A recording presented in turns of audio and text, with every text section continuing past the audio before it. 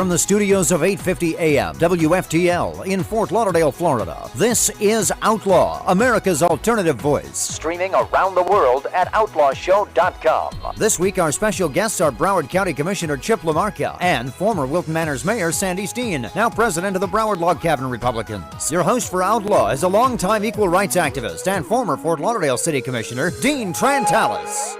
Good evening, everybody, and welcome to Outlaw. The gay community is often referred to as the lesbian, gay, bisexual, and transgendered community, LGBT for short. And each day its members are challenged by discrimination and the consequences of bigotry that are often left unchecked by rules which govern our society. Outlaw will serve as a new voice, an alternative voice to the messages most often heard in the mainstream media. It will act as an outlet for those whose voices cannot otherwise be heard, and through this dialogue, it will hopefully uncover new ways to put an end to injustice and inequality. Tonight, we're going to have a little fun. And because tonight we have two members of the prominent members of the Republican community. Of course, I'm an openly Democratic liberal, so we should have an interesting exchange of ideas. I have two very important guests who are significant members of our community. And right after this message, we will get a chance to talk to them. This is Outlaw, America's alternative voice, from the studios of 850 AM WFTL, streaming around the world at outlawshow.com. Here's Dean Trantalis. Welcome back to the show. Tonight we have two very significant guests. First, I'd like to introduce you to Commissioner Chip LaMarca, who is the County Commissioner from District 4 of Broward County. And also I have the very elegant Sandy Steen, former mayor of the city of Wilton Manors, and currently the president of the local chapter of the Log Cabin Club. Good evening, both of you. Good evening. Good evening, Dean. Did I get that right? District 4? District 4, for right now, anyway. So Chip, I'm very honored to have you on our show tonight because as being a member of our government here in Broward County, you obviously take on important responsibilities. But I must say that when you did run, I supported your opponent, and your opponent was a very good friend of mine, is a very good friend of mine, Mr. Ken Keachel, who at that time was mayor of Broward County. And when you decided to run, certainly not enough people thought you were going to win, as certainly in my camp. We probably did not take your candidacy as seriously as we should have. And part of that was because you entered a little late in the race. Tell us a little bit about your desire and your motivation for wanting to run for county commissioner. Well, thanks, Dean, and it's an honor to be your commissioner. I know, as you said, there are some folks that maybe didn't support, maybe didn't think I was going to be victorious in the race, but ultimately I serve everybody in District 4, which is an honor, and I have a good familiarity with a lot of the areas, certainly where you are, where you live, and a lot of the cities in District 4, and there's a lot of diversity in the community. Basically, I decided as a city commissioner in Lighthouse Point, after just about finishing my second term, that the most effective place that I could really affect change in government or offer my opinions and assistance as far as moving government forward was not at the state level, because that would actually have been an easier race for me because it leans Republican in District 91, but and certainly not to go to any other house of government, but I wanted to be here locally with people, and county commission was where I thought I could do that the best. And it was no I would say it was a master plan, but really it was by the time we finally got in the race, it was May 20th, which happened to be my 15th, or actually 17th wedding anniversary. Get that messed up, I'm really be in trouble. But it was May 20th, and I asked my wife if she'd join me downtown. I want to make an announcement. We had talked about it. Obviously, she knew what we were going to do, but it's not really the way that you expect to spend a wedding anniversary. But that aside, I knew it was going to be very tough 5+ months, and it was a long summer, and basically put my business on hold.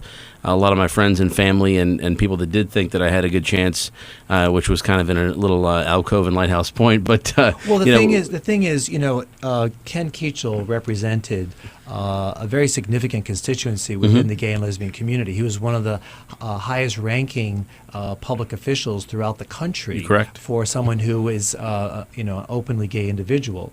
And you kind of knocked him out, and you kind of, here we are as a community moving forward, trying, in our struggle to achieve a place at the table, and we had a place at the table. In fact, at the head of the table, and you come along, and you feel that.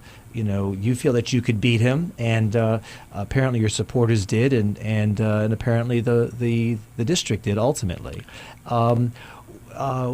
Were those considerations part of your motivation when you decided to run? What were you thinking, knowing that you were running against an openly gay individual like that? Yeah, well, it definitely was. It was an interesting election because if you look back, if you pull back and look at what really happened in District 4, Marco Rubio did not win.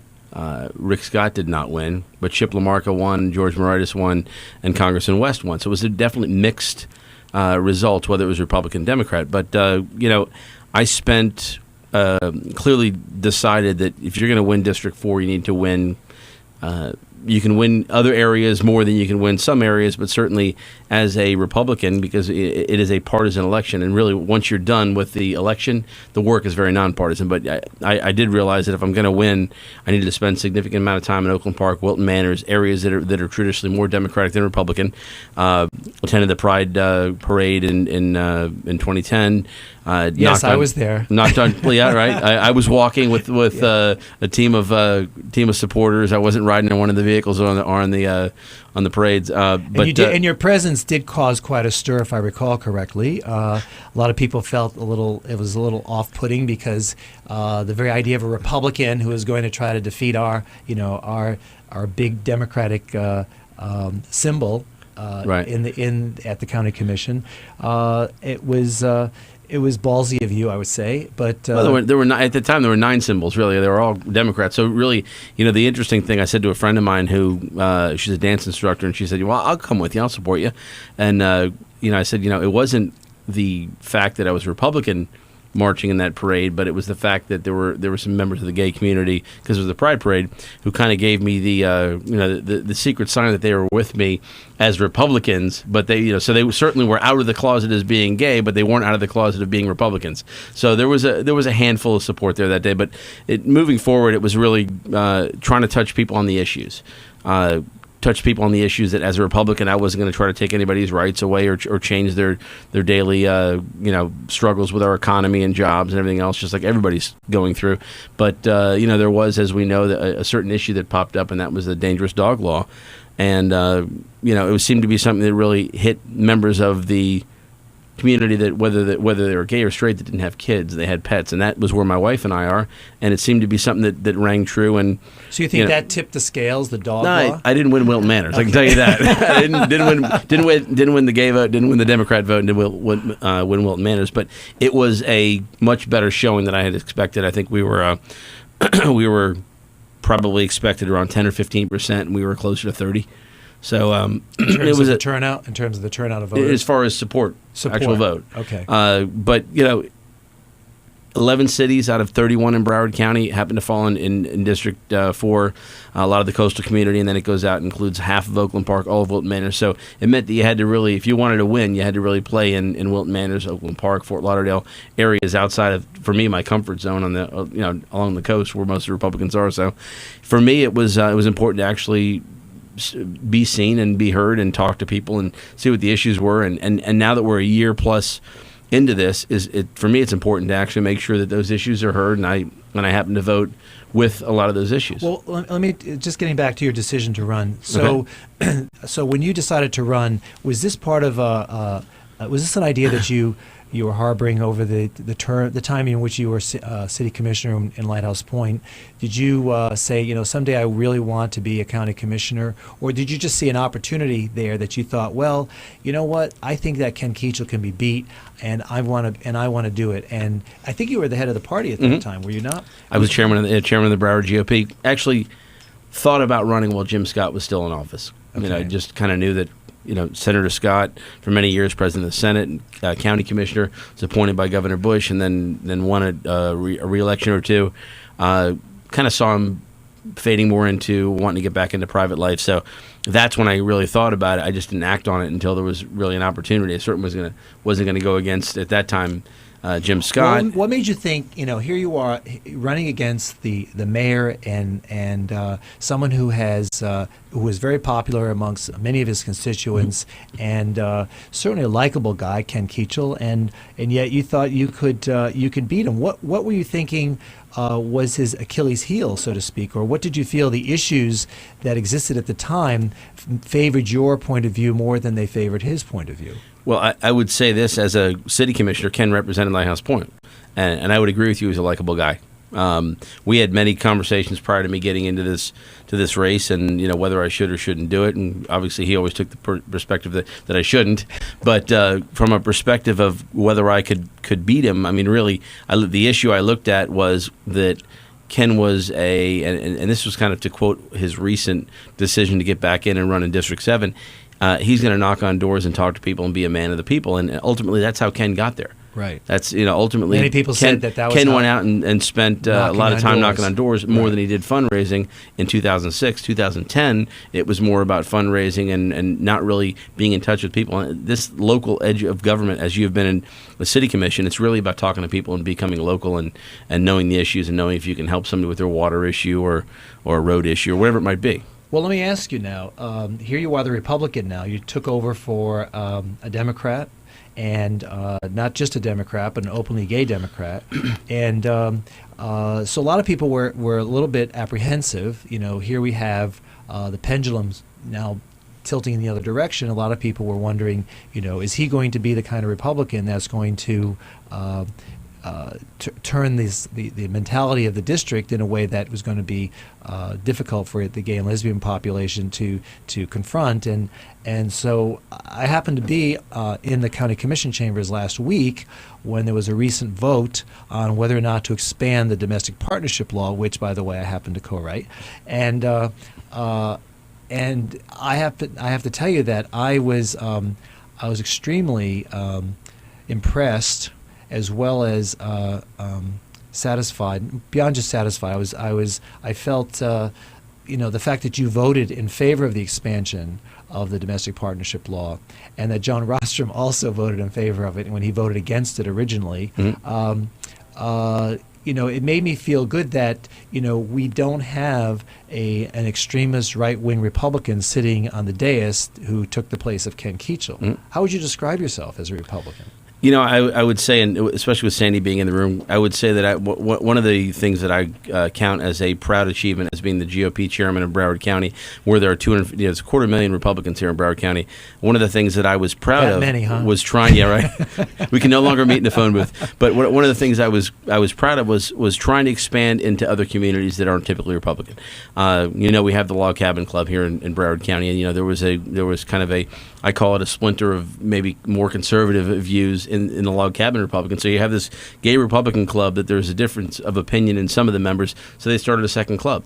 I was happy that there's diverse opinion within a very divided, very, very small group of Republicans. The second club of Log Cabin? No, it's actually called the Sunshine Go Proud Republican. So there's a second gay Republican club. We're going to get into that. Okay, but but for me, whether Sandy will weigh in, but for me it was interesting that here is a divergence from belief within a small group of the Republican Party, and we're going to have a second club.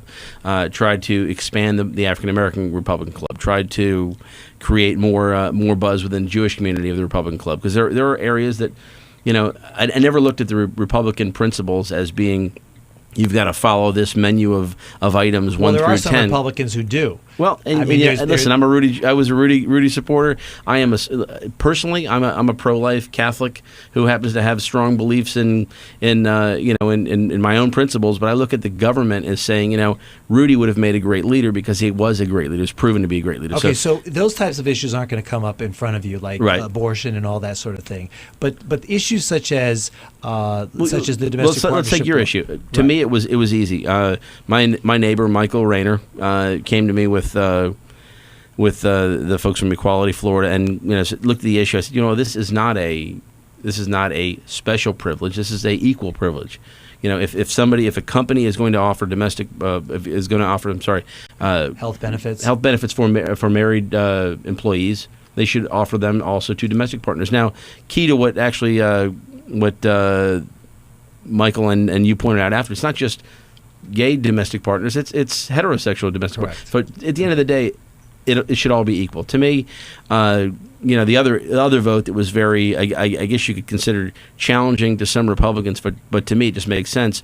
The ACLU, the League of Women Voters, and other groups in my office surprised that I would actually champion the issue of First Amendment rights and say, you should be able to protest, rally, whatever you want to do with regard to your issue on public property, because without a permit. You have the Tea Party on one corner, you have the you have Occupy Fort Lauderdale on one corner. It's free speech. If you don't want to listen, keep walking. That was something that came up that same day. Yeah, it was a big coming out party for me, I guess. Right. I mean, really, there were two issues that you don't typically. But ultimately, for me, I think most people, and this might be a shock to people in Broward County, but I think most people have some conservative principles, and I know from talking to you that smaller government's not necessarily a bad thing. That's correct. We should cover our needs and our most needy, but just expanding government for the sake of expanding it is I think where we're going down the wrong road. So I think there's some certain bedrock principles that we could all agree on as Americans, and say, well, whether you're conservative or liberal, there are some things that we all kind of want to move forward with. In the interest of full disclosure, I want our listeners to know that I had an opportunity a couple of weeks ago to go to Washington, D.C. with CHIP, Commissioner LaMarca, and with 75 other people from the Broward County area, and we had lots of opportunities to talk issues. In between all the speeches from the right-wing Republican congressmen who kept lambasting us with all kinds of, let's say anti-democratic rhetoric and on issues that are now that we hear about in the news. But the point is that we got to know each other a little bit better, and so I think that. The purpose of your being on the show tonight is helpful for people to understand where you stand. And in terms of the gay and lesbian community, we have been battling governments for the longest time. And the very important thing is we do not want government imposing rules against our private lives, which it has done for many decades. And but where government is important is to create the level playing field, such as demanding equality, such as allowing for a law to be passed, like we did in 1995, that added sexual orientation and later transgendered and sexual and gender identity to make sure that everyone is equal. So we want to know that you're not going to champion a reversal of something like that. And that's what the gay community would have been concerned about. But tell us a little bit about your points of view in that regard. Well, I think Tuesday was an opportunity to prove that that's not something I would do. Like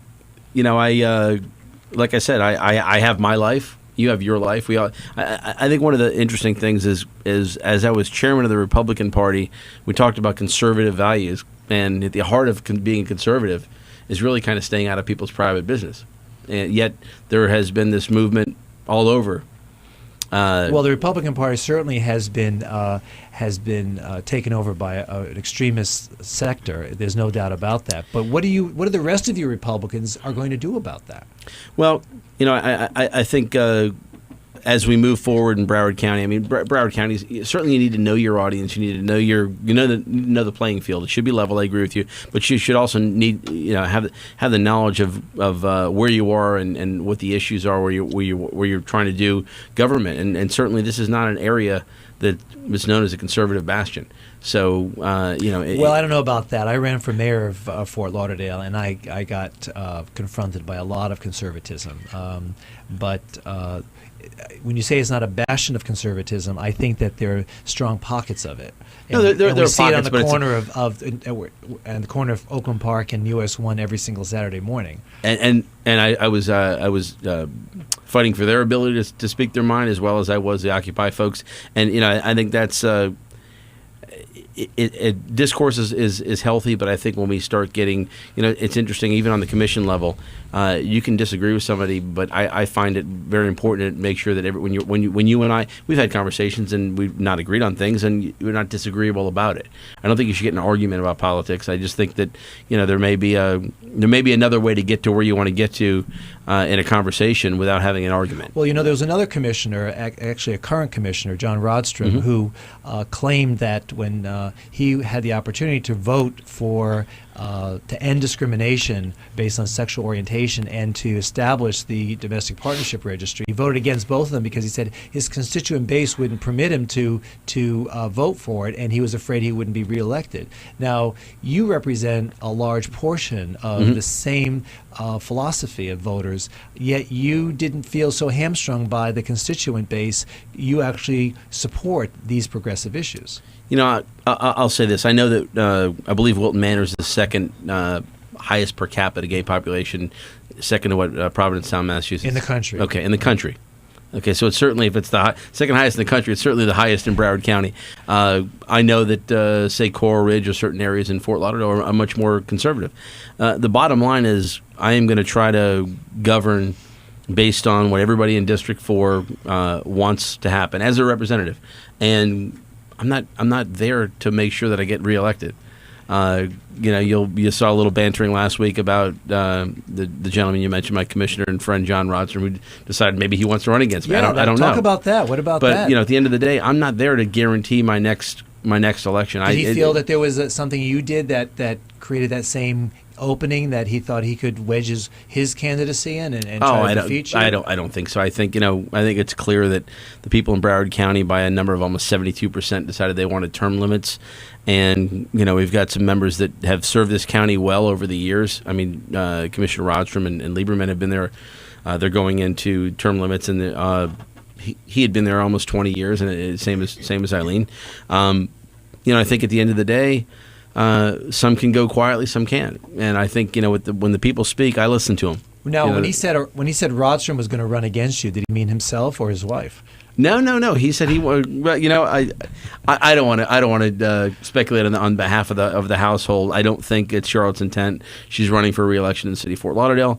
That being said, whether it happens in 2014 or 2012 or whatever happens with that, I'm not gonna go to work on every Tuesday. Why would he have picked your race as opposed to, say, the seat that's now being filled will be soon filled by another person? I mean, is he just not? Why would he pick? He would have to move into your district. Right.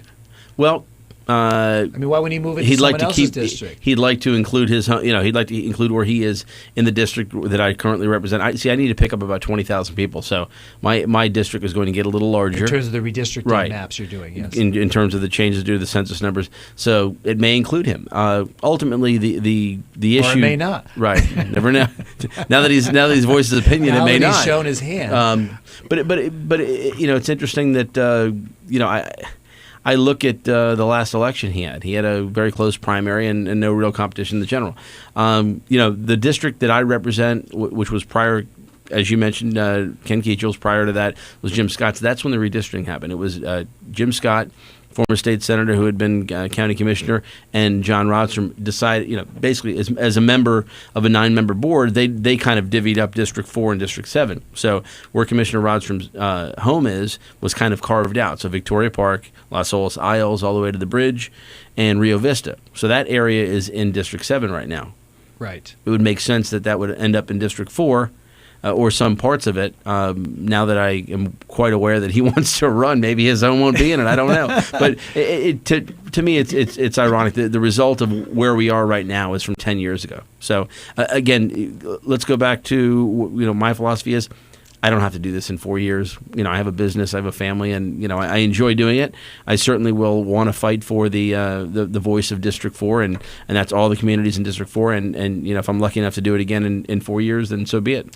Well, if he's on the other side of the ticket, then we'll deal with it then. Okay, we'll have to wait and see. Now, you mentioned earlier about the Log Cabin Club and the Sunshine GOP Proud. Tonight we're going to talk more about that after the break in the program, and we'll invite former Mayor Sandy Steen to participate in our discussion and to talk a little bit about the club's involvement in your race, and also a little bit about the local chapter and what it is, how she got involved, and where she's taking it. And we look forward to that conversation. Thank you.